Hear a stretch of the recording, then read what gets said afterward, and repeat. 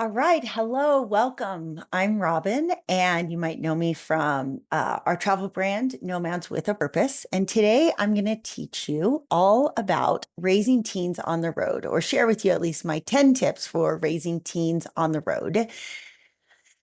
A little bit of our backstory. So, we have actually been at this for 9 years, 9 years in counting. So, a couple little highlights of our travels. That picture at the top is the first year we started in 2015. And the picture there at the bottom is actually a year ago. So everybody's even older now than that. But when we started off, let's see, my oldest was 14. Then my next daughter, Gabi, was 13. Isabelle was 10. Jiraiya was 6. And Tatiana was 4. And now, let's see, they're 25, 23, 20, 16, and 13. So we have been at this I've raised a lot of teens on the road. So hopefully my life lessons that I've learned or what's worked for me might work for you also. Some little highlights of our travels over the past 9 years is like in 2016, a year after we moved into our RV, we flew to Europe and backpacked and did a road trip through Europe, partially tent camping, partially in an RV that we rented there. The next year we went back because we loved it so much and traveled for 2 months in Europe. In 2019, Isabelle, Gabi, and I did the Tour de Mont Blanc, which is a backpacking trip in France, Italy, and Switzerland. We've driven from San Diego all the way up to Denali National Park. We've done a road trip through all the Canadian national parks, or all, not every single one, but a bunch of them. We've driven from Montana to the Florida Keys. We've lapped the Rockies way too many times for me to even count. We've flown and surfed in places like New Zealand, Costa Rica, Bali, Nicaragua, Hawaii, Tofino, which is in Canada, Spain, France. Last season, we skied over 50 days at 12 different resorts. We are active, we're busy, and I think that I'm prefacing this because it's such a crucial part of why I think we've been able to travel with our kids and really enjoy it. So, in addition to the things I just shared, my 23 and 20-year-old daughters caravan with us in their own RV now most of the year. And I think that's really important because, as I'm going to share in this presentation, so much of why we do all of this is about the connection we create with our kids. I mean, so much of why we parent is about how we want to feel, the connection we want to have, the dialogues we want to have, the experiences we want to share. We don't want to raise our kids only for them to turn 18 and never see them again. We want them to want us. And so the fact that the things I'm going to share with you have created a situation in which my daughters actively choose to still travel with me. They could take their own RV. They're independent. They have their own money. They could go take their own RV and go wherever they want, but they actively choose to follow their parents around. Kind of says that there's something maybe that we're doing right. In addition, I run a travel blog with them, a mindfulness blog with them, and a self-development platform with them. So, that's adding another level of complexity to our relationship that we're also able to navigate and kind of excel in. And we're all great friends. One of the other big things is we never experienced the angsty teen or rebellious teen years. I've never had to discipline my kids. I've never had to ground them. I really do believe that all of these things that I feel really, really good about are a byproduct of these next 10 tips. It's because of these 10 tips that I'm going to share with you that I've been able to have kids that are mindful, respectful, self-driven, confident, all those good things that we're aiming for as parents. Okay, so here's a couple little fun pictures to show. Top picture is us in our RV, probably about 2018. Like I said, we're really active and adventure. We spend most of our days out either hiking or rock climbing. We've done all different types of RV travel. Like sometimes we're in RV parks for a month at a time. Rarely though, but sometimes we are. We've tried quitting on RV travel a couple times, thinking a house would be what the kids needed, only to find that RV travel works for us much better than being in a house. Sometimes we free camp. It's a different RV back there. We actually have like 5 different RVs that we used to rotate through. Now we just stay in our toy hauler here. Couple pictures of from bottom right there is in New Zealand, camping up in Sealy Lake up here in the top, being in Banff, Canada, snowboarding. Look, we're active, we travel, we move, we don't just live in an RV. I think this is an important part, is one of my notes that I'm going to talk about. So here's my goal. My goal is to help you feel confident in your ability to not just live in an RV with your teen, but to do it in a way that builds connection and friendship while also providing your teen with a unique skill set based upon self-worth, self-love, and self-confidence that leads to long-term health, happiness, and a sense of purpose. So we walk backwards through that. This is my thing. This is what makes me different, what makes me guess if we could call it niche down. But I think that overall, and it's important to know that before we full-time traveled, there was an overlap too. My husband and I ran a gymnastics facility for 20 years where we taught kids. And it was in a very affluent area, Coronado, California. And you'd see these kids that had all of these opportunities, right? Their money was not a problem. They'd go to the best colleges, only to come back and feel lost because this rat race mentality of do a good job, get into a good college, get a good career just didn't always work. Or a lot of times it left kids feeling unfulfilled. And I would sit back thinking, gosh, if I'm just striving for that, only for my kids to not necessarily be healthy or happy or have a sense of purpose, that wasn't my goal. And that was a big reason we stepped into full-time RVing in 2015. So I thought that was really important. That was really a key part of this whole transition into this lifestyle. But on top of that, I thought, okay, now if I'm going to provide them a means of achieving a bigger purpose in life, or to be happy when they're 18 and 28 and 38 and 48, then I've also got to give them a unique skill set. And so for me, a lot of our travel was not about education. It was about developing self-worth. When you feel worthy, you love yourself. When you love yourself, you're going to feel confident.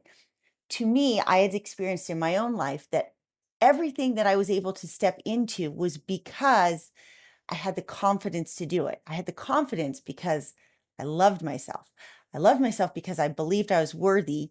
And I'm not going to get into all of the details of that, but there was definitely a point in my life where I thought, gosh, I've achieved all this success and I really want to know who I am. I want to know what makes me tick. And so at about age 36, I picked up a surfboard and started surfing, and that led to rock climbing. Then I taught my kids how to do these things. And it was through these activities that I saw it in myself. So I thought, I value this. I want to give it to my kids. So I'm trying to give you a big picture of like, hey, there's more to life than like what college, what career. Those are important, but we can find unique skill sets through this travel experience, through RV living, that not only helps them be happier, healthier, they're going to feel good about themselves. And in the process, maybe we can build a friendship and a connection with them along the way. Okay, so here we go. My number one tip, help them to not feel weird. Now, even if your kid doesn't live in an RV, normal teenage development involves some form of feeling weird. And I think one of the starting points is to just accept the fact that they might not have friends on the road. Like most of my kids just don't have friends on the road. Actually, all my kids don't have friends. Now we have a big family, so it helps that we're just friends with each other. But really, what helped them not feel shame around not feeling weird or not having friends is that I stepped into adding the same value as their friend. At a young age, that did not mean that I would sit there and go like, "Hey, you should be friends with me." And it also meant that I didn't necessarily um, try to be cool. Like my kids help me with all of these slides. I'm like, I asked them, what do you guys think made the biggest difference? So a lot of these things are coming from them. But I like when Isabelle told me, she's like, well, you didn't try to be hip. You just stayed authentic and relatable. And I know exactly what she means by that, because it wasn't so much that it was like, I'm going to go learn how to be a surfer. So you guys think I'm a cool mom because I surf. It was like, I just love surfing. And then I'd go out and surf and I'd be like, wow, you guys, I'm a little scared some days to go out and surf, but do you guys want to face this fear with me? Or maybe there were days that I was struggling with trying to, oh man, we struggled a lot to make money on the road the first 5 years. And so sometimes I talk about that, like, hey, man, you guys, I'm really tired today because I've been up late. I was trying to figure out how to get this blog thing going, and your dad's trying to get more clients. Relatable. It doesn't mean you need to like dump on your kids and be like, I'm so upset. I'm so frustrated. Da, da, da." But you need to show your humanness to them.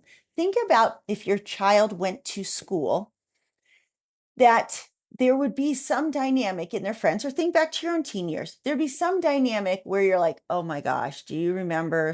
Did you see that so and so did this?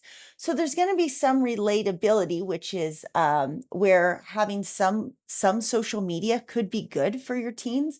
I'm going to talk about social media and screen time as one of the last tips, but having something like a Pinterest account that you guys share some ideas, or you talk about something, or you watch similar YouTubes, or you watch movies that you guys are both interested in, or you listen to podcasts that you're both, something where you're able to find common ground without judging them. Because that's a really important part I see parents do, is they try to hold this authority, which it is important, but if you're not relatable, if you're always just trying to be a disciplinarian, or you swing to the other side of the spectrum and you're just so passive, you don't establish respect, you're going to have all these problems. And I can talk tons about this stuff, but for right now, to keep this not too long, I'm going to keep moving on to, because this slide is really important. The next part is, we talk in I think, I feel. Now, I do a lot of life coaching for people, and what I notice is that a lot of people have a crayon box, the like small 8-color crayon box of emotions. And so they only have like gratitude or kindness or anger or sadness. And what we have in our family is a 64, or maybe even the 128 colored crayon box, where we have a whole spectrum. We, from a very young age, have been an emotionally deep family. Hey, what are you thinking? What are you feeling? How can I help you with that? You know what? Yeah, I feel that too. I think I feel communication has been a really important part in helping my children not feel weird, because they recognize that, wow, being human means there's a whole spectrum of emotions that we experience, and then the ability to go and communicate them helps prevent blowups, and it also helps us meet each other's needs. So being able to ask, hey, what are you thinking right now? Not how are you doing? What are you feeling? What do you need? Just this slide alone can be a total game changer in building a relationship on the road that makes your kids thrive and happy and keeps it enjoyable. All right, number 2, I think you have to travel. I said that we sit in RV parks sometimes. In my experience, when we're in RV parks, it's only for some of the next things that next slides I'm going to talk about. But if you spend most of your RV living time in RV parks, it's just not stimulating enough. You're not going to be able to meet your kids' needs and provide them. The whole point isn't, at least for us, was not to live in an RV to have a smaller life. It was to have more depth to our life, to have less expenses, but more um, emotional fulfillment, more meaning to our life. That's why it's nomads with a purpose. Our purpose was to experience life, to have self-growth and depth. So it would have been impossible. That doesn't mean you can't be in RV parks at times. We did through the years many times of home basing, especially those first few years. We'd home base in an RV park so we could do our job in Coronado, save up big chunks of money, then go play with it. Now we get to just travel constantly. So travel. So how do you travel? For us, travel was all about chasing adventure, chasing our sports. So in 2015, we started traveling in an RV. And that fall, my daughter Gabi, who's now 23, at the time was 14. She was a freshman. We were sitting in the ocean. We had just finished a great road trip up through. First, we did Colorado and Utah, and then we had gone all the way up to Canada and back on the coast. And we're like, wow, that was so fun. And so we weren't travelers before that. And so that kind of sparked a lot of curiosity. And I said, hey, Gabi, you're a freshman. Technically, you're supposed to do geography this year. And at that point, I was still doing traditional homeschooling where we'd follow like mirroring school curriculum. I said, plan a gap year. So she spends a month, does this amazing PowerPoint presentation about how she would do a gap year. And she shows me pictures of Europe. And I'm like, Europe? It wasn't even on my radar. I never thought I'd want to go to Europe. And she shows it to me. And I'm like, oh, wow, that's amazing. We should go do that now. So now is in like the next year. So that's why we ended up doing a 6-month trip. She set that in motion. She set that in motion from our curiosity. We were thinking very traditionally. She shows me this picture. I'm like, huh, I'm curious. Let's go do that. And so that became her school, became our travel that led to a whole bunch of other travel for us. Finding just sports or interests that your kids like. It doesn't have to be rock climbing, surfing, hiking, but there's probably things they're interested in. When my kids were younger, national parks were on our radar because they wanted to, see whether it was like geology or learning about animals, or there's so many opportunities out there, and it makes it so much easier now with how easy it is to research on Pinterest or on the internet. Okay, but I think having a schedule is what I find. Tatiana is my youngest. So she started this lifestyle when she was 4, and now she's 13. It is so important for her to know every day, what are we doing tomorrow? Because our life it's very dynamic. We travel fast still. We're always doing different things. She needs some form of security or knowing. And I put an SI there because I teach this, that you want to teach to your kids cognitive functions. And I'm going to touch on it later a little bit. I'll show you where to go on Be the Hero. We have a self-development platform called Be the Hero Academy. It's just Be the Hero, BETHE, hero, HERO .academy. Instead of .com, it's .academy. And it's free to join for the first few weeks. But we have information about this, tons of courses. Everyone's brain operates on different wavelengths. You learn differently, you communicate differently, and people who are SI are very much stability driven. They want predictability, they rely on memories, whereas Jiraiya, my 4th, he's 16 at the time, he's big picture thinking. So he's constantly like, can we go climb Denali next year? But then like after we climb Denali, can we fly down to Costa Rica and surf? He's always thinking randomness big. And I don't want to shoot him down. That would be awful for me to be like, that's just stupid. We can't do that. I go, okay, put it in a plan for me. He has started writing tons of our blogs because he's just constantly researching dream road trips that he wants to take, dream vacations or dream trips. And so I tell him like, oh, this is cool, but can you organize it in a fashion, in a way that is tangible? I'm not shooting it down, but I need numbers. And then I'll ask him, okay, give me a budget for it. This is how we, one, nurture our kids' personality, and simultaneously keep things exciting by traveling, let them pick. I have them plan out a lot of it, simultaneously make them self-responsible for like, hey, it actually costs money. How do you want to make the money? Then they develop entrepreneurial skills where they're having to, oh, I should run a blog or I should start a course. And again, I'll get into some more of that stuff in a second. So when we do sit in RV parks, or well, mostly the RV parks, we cultivate intentional interactions. I do think teens need stability. It's just stability needs to come more from an inner discipline and a communication style. Like my kids can get into tons of exciting hobbies and creative creative hobbies or creative activities, but they need to know that I'm stable, that I'm a stable force for them, that I'm predictable. And I think that's one of the things. I may be a little less predictable and stable than my husband, but my husband provides so much of that. It's great. Teens need this stability, but they need stimulus and novelty to grow. So you have to find, you yourself probably aren't stimulating enough. They need some outlets. So little things like meetups can work.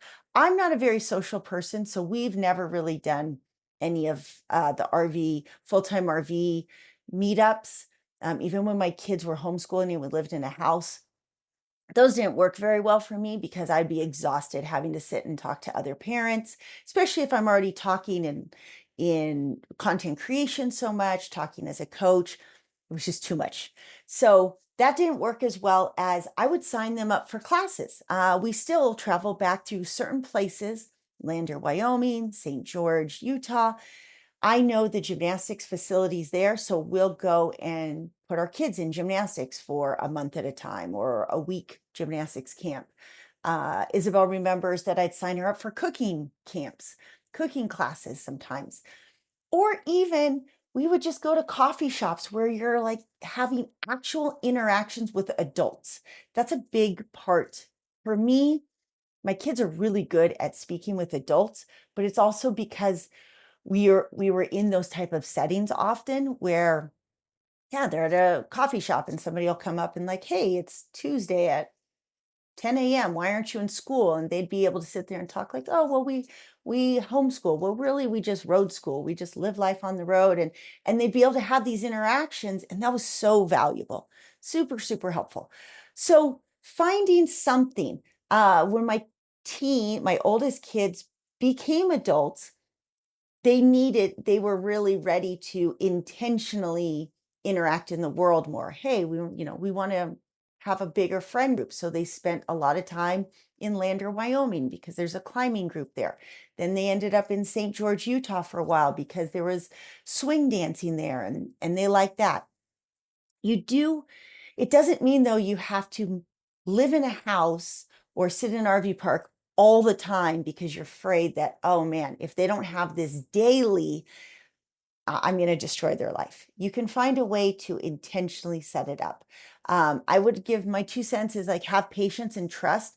If I had known, I put Mission Bay to St. George. So now my older kids kind of hub in and out of St. George in an RV park there. But when they were younger, we were in Mission Bay often in San Diego. If I had just been more patient and trusted that, hey, there's going to be this destination that's going to fulfill this for them, because in Mission Bay, when they were younger, the friend circle, it wasn't that great. We would get our intentional interactions, like I said, through cooking classes, through the rock climbing gym. That helped. Patience and trust is something I would have told my younger self. And if it feels sometimes like, oh, I just don't know where my child's going to fit in, have patience, trust that the universe usually puts you in the right spot at the right time. And on top of it, the world is just weird. And it's just getting weirder. So try to also just have faith that your child will find their niche. If you don't force it too much, they're going to find a place where it flows if you keep doing all these other things that we're talking about. Okay, passion-based learning. That's how we moved from traditional homeschooling as we started traveling, especially when we got to Europe. I was like, there's no way we have room to teach math or history. I mean, we were learning history through going through castles and visiting cities, but there was no way we were going to try to clock in blank hours of time. When we spent all this money to be in Europe, we need to experience Europe. So that's when we went to complete world schooling. And I think it was the best thing we ever did. After that, I just said, hey, what are you interested in? Learn about it. They weren't really allowed to sit on their phone and like scroll. We didn't have Wi-Fi or electricity half the time. So that wasn't a problem, but we just, if you're up against like screen time, I'm going to get to that in a second, but we really just focused on whatever you're into. I teach a whole curriculum about this inside Be the Hero, about how to do passion-based learning. My daughter Gabi has a young entrepreneurs course too, that she talks about how important, how she took the passion-based learning and created businesses out of it from a young age. Isabelle, my 20-year-old, never did any school, and she completely supports herself now. She took her passion of astrology and social media, and she runs three really different businesses out of it. It's really just a function of that. Let them be obsessive about whatever they're creative about. I also use Gene Keys to teach people how to do this. That's another way to approach it. But think about this. Most of the jobs in the future haven't even been created. When we were kids, we were told, go to school, you'll be a nurse or a firefighter or a doctor or a lawyer, blah, blah, blah. Jobs aren't good. They're going to be so different. AI is changing the world, not only in the jobs, but how we do our jobs. So worrying about traditional school just doesn't seem to make sense anymore. One thing I do is I take my kids to business conferences or other adult real world interactions like I talked about. So that is another way to, I'll take, I took Jiraiya, he's 16, to Limitless conference this year. Gabi's gone to WealthCon with me. We've gone to Market Disruptors. There's lots of things you can do. Rethink what education is. When was the last time you used y equals mx plus b? Like, we learn these things in school that make no sense, that we never use again. So think about what the big picture goal is. Is it for you? You decide. It's just because it's for me doesn't mean it is for you, but is it self-development? Is health important? Is happiness? Is purpose? And then thinking about, I talked about Isabelle, teach a skill set rather than acquiring data. She was really into personality types in our travels, so we turned that into a mindfulness blog. She also really got into astrology, so I helped her, brand herself with her astrology. She created an astrology course. She does astrology readings. Now she has a YouTube channel on astrology. Just think about what's the skill. Trades jobs might be the path. I know Lane's Less Traveled, their oldest daughter, she's a tattoo artist, makes lots of money doing that. It was big picture thinking, narrowed down to what's one skill I can grab from this. I talked about teaching to their cognitive functions. That's that SINE. It's based off of Myers-Briggs typing indicator. You can research that, or you can go over to BeTheHero.academy, and I teach more on that. Building these entrepreneurial skills, marketing matters more than information. I used to teach the three new R's. It used to be reading, writing, arithmetic. And I think it's more rhetoric, how we communicate. I tell my kids, like, where are you good at? Are you a podcaster? Are you good at YouTube? Are you good at writing? And you should be focusing on blogging. How we speak, how we deliver information is where the money's in. Research. How good are your kids at research? I know for my husband, because we're Gen Xers, it was harder to transition into being tech savvy. Like, for him, research was harder. So it limited his ability to transition into a digital trainer. Teach your kids how to research. It's not what you know, it's how quickly you can find the information. And resourcefulness. That's what I love about adventure sports. It's taught us, and RV travel, something breaks all the time. There's always a catastrophe. I feel like being resourceful is really important. I can't even count the number of flat tires we've had to change on the road. Again, we did this big picture thinking. Curiosity creates possibilities in RV.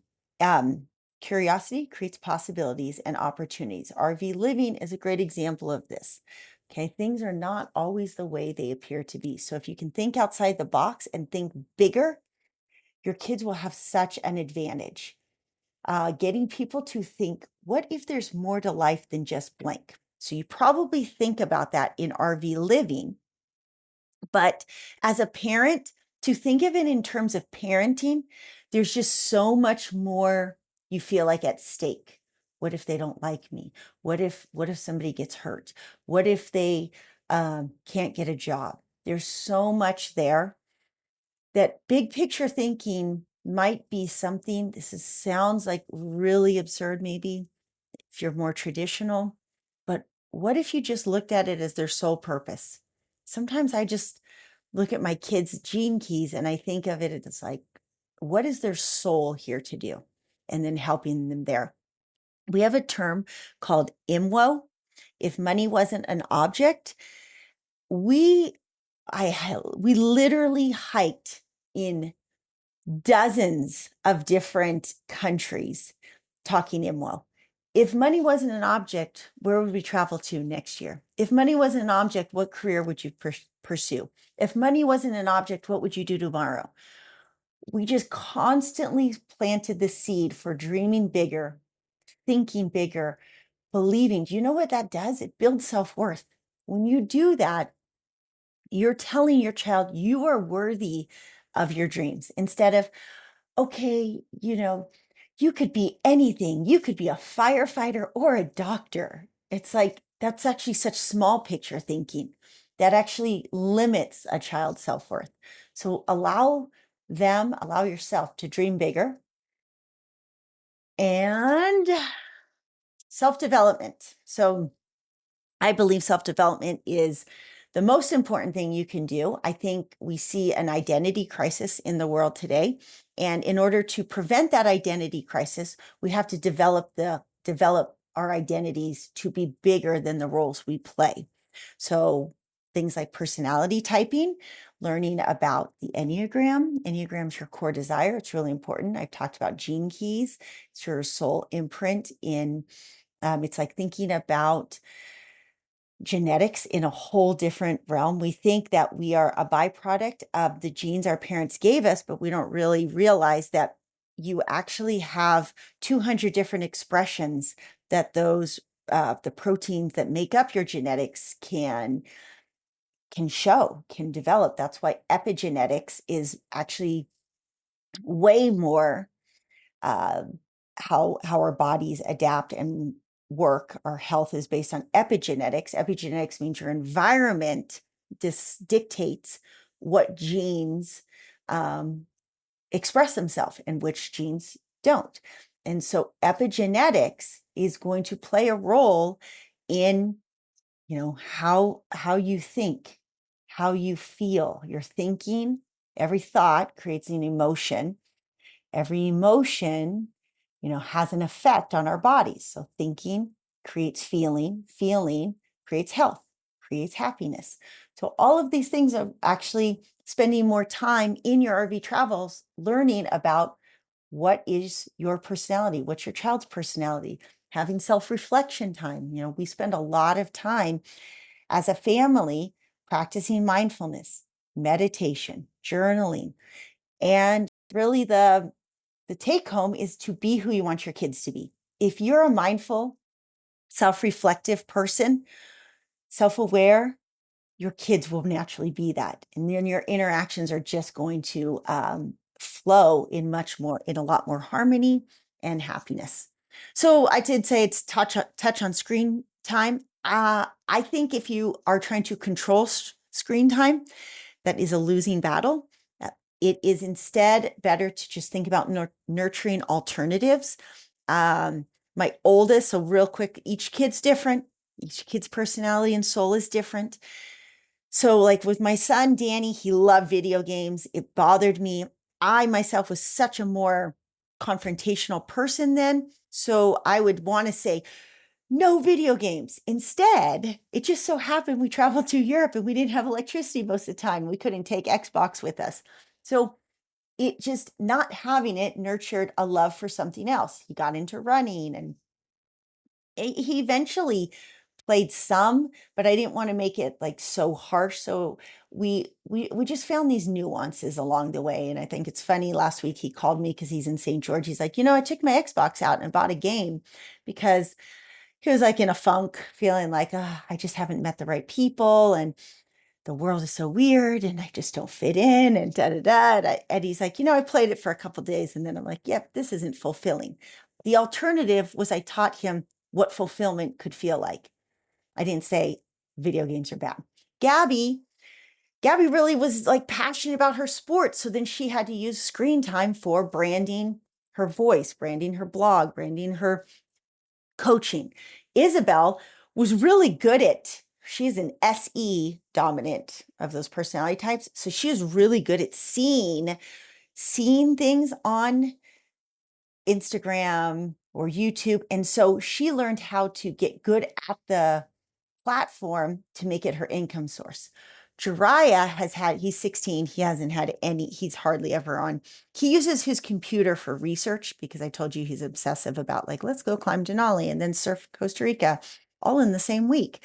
And so I take his and go, hey, you need to step into being a YouTube creator because you're good at this research. You're good at these sports, like share these now, take it back out into the world. So there's this theme of screen time should be used as a creator, not a consumer. Tatiana's harder for me because she's 13 and she wants to consume Pinterest or YouTube. And so I go, okay, well, if you're going to do that, you have to then spend a little bit of time helping. She has a good eye for Pinterest and YouTube also. So I said, okay, well, help your brother and your sister in sharing what you're seeing, what successful people do. And then we bring it back to working as a team. All right, last one. Actually, I have two more. I'm going to try to get through these fast. Eat well. Like it makes such a difference. We're health coaches too. So gut health affects how your brain works. If you have angsty teens, there's a good chance it could be just gut health related. If you eat better, which is more protein, healthy fat, and actual sugar instead of seed oils or high fructose corn syrup, if their kids are eating that way, you might avoid hormone swings. Your kids will be so much more stable, rational, clear thinking if you just change their diet. I have diet stuff on BeTheHero.academy if you need it.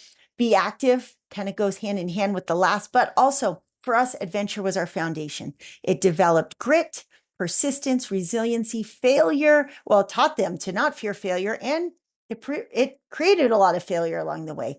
Capability, passions, self-worth.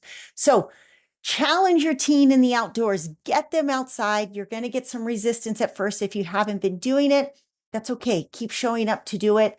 Maybe you need to get in better shape too. My husband's the best strength coach out there. He can help you with this, but provide opportunities to try new things. The solar plexus chakra, I'm not going to get into too much because I was trying to keep this shorter, but I talked too much to say. Solar plexus chakra is where we step into the world and be brave and bold. It's a really important chakra, I think, because if you have energy in that chakra, and if it's not blocked off, then you have energy flowing up into your heart chakra, where we build love and connection with people. It really opens us up to more personal fulfillment and to impact the world. So I think solar plexus chakra, besides the fact that it also opens up to sacral chakra, which is self-worth, it is a big bridging point. If you need help with it, do an adventure retreat with our family. We can completely change and transform the dynamics. All of this is what we do in an adventure retreat.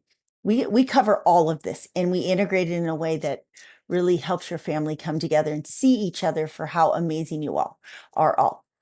In the end, my 10 tips for raising teens on the road comes down to this one sentence. This is a book I will eventually write about. This is what my kids say all the time that this is what's defined me. It's made me is that I say this all the time. What's your expectation? What is your expectation? I say it to my kids. I say it to my husband. I say it to clients. What is your expectation? You know, for us as a family, we're a team. I built teamwork. Now, a team has to have something rewarding coming to them. So that's why it helps to say, hey, where do you want to travel to? If it was just being a dictator or a drill sergeant, then I would never get respect. But because the respect goes forward first, like, hey, what do you want? What's your expectation? What's your expectation out of life? And then they come to me and they say, well, I expect this. Awesome. Awesome. I can make it. Let's compromise here. I can make this happen for you. I can give here. And now my expectation is that I don't do all the cooking and cleaning. My expectation is that, hey, when we go for a hike, I want you to be happy. It's a give and take. That's why we don't say zero screen times. Instead, we focus on, hey, what do you want out of life? And if you're dreaming bigger, then you can help them see that their dreams can be a reality, that they're not stuck in life. If you're sitting there and telling them money doesn't grow on trees, you need to go get a secure job, then you're going to hit all these resistance points. Okay, this is really, I'm going to talk about this book, Happier. I'll come back to it in a second. Attitude is everything. Okay. Gabi has this quote in a blog where she talks about, you should look it up on No Mounds with a Purpose. There's a blog about her perspective on homeschooling and road schooling as a teen. Attitude is a vantage point. It's a state of mind. It's a perspective, a belief, a reaction, and a stance.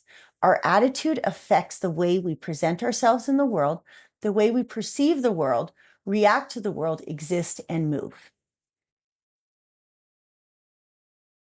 So this is the attitude I'm encouraging. The greatest gift you can give your child is the gift of self-love and acceptance. And hopefully I covered in this how.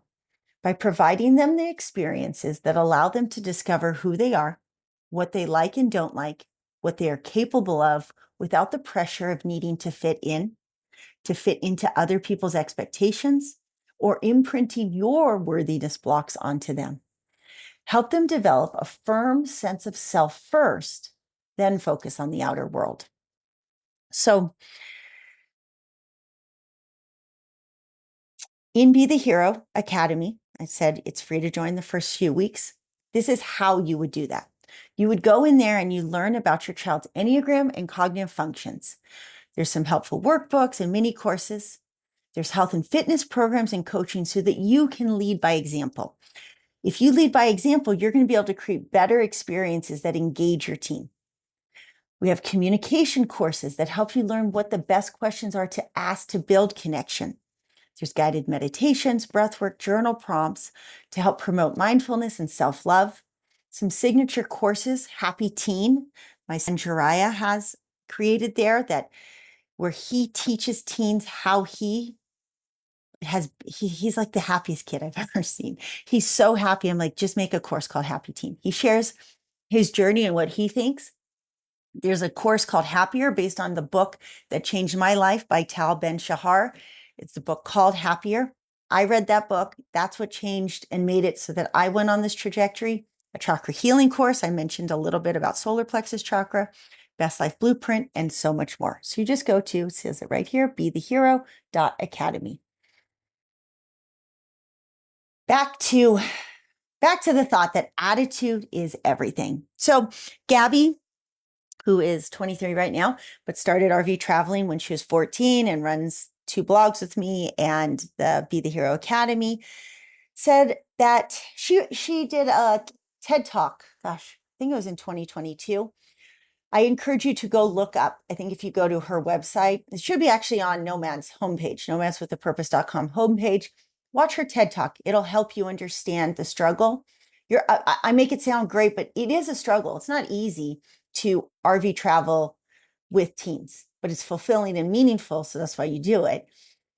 She does a whole talk about like her experience of going through the feeling of rejection. Make sure have your teen watch it. What it felt like to go through that rejection and then to come out the other side with a deep sense of purpose, of meaning, of happiness. And she says, being nomadic, it's a state of mind where we proact, not react, where we adapt, where we grow, change, progress, pursue, and evolve constantly because life's too short to settle. And like to think that we're going to be able to deliver something to our kids that just here's a one, it's so simple. It's not simple, but it's meaningful. And so just this little paradigm shift in attitude is that from like, my teen will be weird if I live in an RV or if I do things outside the box. Think of it as my teen will be creative. My teen might hate me to, I listen to my teen and I find ways to connect with them. I'm not smart enough to teach my teen. Well, if there's something my teen wants to learn, I'll help them find it. What if my teen doesn't go to good college? I know the world is changing and I'm willing to trust and adapt to it. In the end, it's not about doing the right curriculum, playing competitive sports or having activities, not having a big enough friend circle, getting into college or finding the perfect career. It's not about forcing them to like what you like or to even like you. It's about communicating your deeper desire to connect with your child through experiences, understand their deep fear of rejection, and provide them the opportunities for them to connect with other travelers, even if they're different ages. Empower them to pursue knowledge that they are interested in and the courage to create content from it. Be the example of mind, body, spirit, health, and alignment, and provide opportunities and experiences for self-understanding and self-growth. All right. I think I got it through all of it, and I was only 16 minutes too long. Hope to see you. I really hope this helped, and I really hope to see you over on Be the Hero Academy, where we can help you further create great connection, purpose, and self-love for you and for your team. Thank you.